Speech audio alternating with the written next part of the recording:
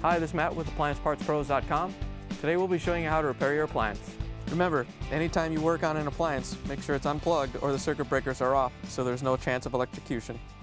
In this video we're going to show you how to change out the Maytag washer timer. It's going to be a very easy repair and should only take a few minutes to show you how to do it. If you already have one of these, great. If not, you can click on the link below or get it at AppliancePartsPros.com. When you open up the package, you're going to get the new timer.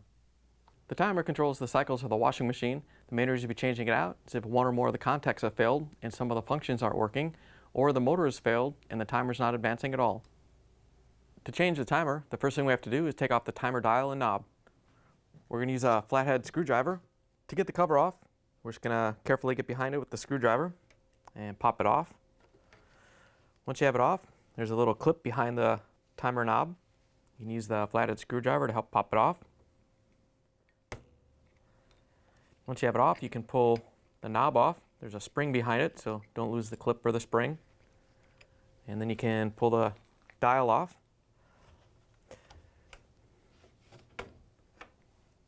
Once you have the dial off, we can take out the screws that hold the timer to the console. We're going to use a 5/16" nut driver to take them out.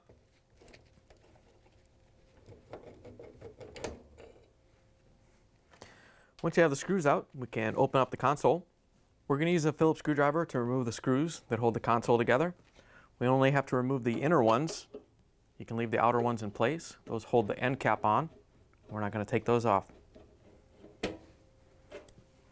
Once you have both screws out, you can carefully rotate the console forward so we can pull the timer out and disconnect the wire harness. Once you have the console set down, we can reach in and grab the timer. And there's only one wiring harness that we have to disconnect. There's a locking tab on each side of the wiring harness. You just have to squeeze those and pull the harness off. Once you have the wiring harness off the timer, you can pull it off the washer. Here's the old timer next to the new one. If you already have one of these, great. If not, you can get it at AppliancePartsPros.com. To put the new timer in, I'm just going to grab the wiring harness and plug it on. Make sure it locks on and you get a good connection. And then we're going to have to lift the console up as we put the timer shaft through the opening in the console. And we're going to have to hold the timer in place while we use the 5/16" nut driver to put the screws in to hold it in place.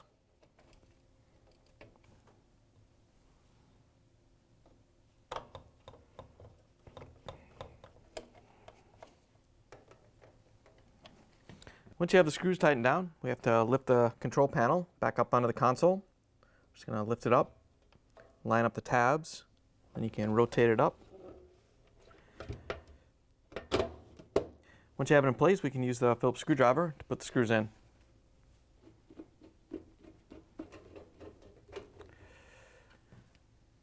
Now that we have the screws in, we can go put the timer dial and knob on. To put the timer dial back on, you want to make sure that the indicator pointer is lined up with the long side of the pin. So when you press the timer dial down, it goes all the way down. Once you have it in place, we can set the spring on.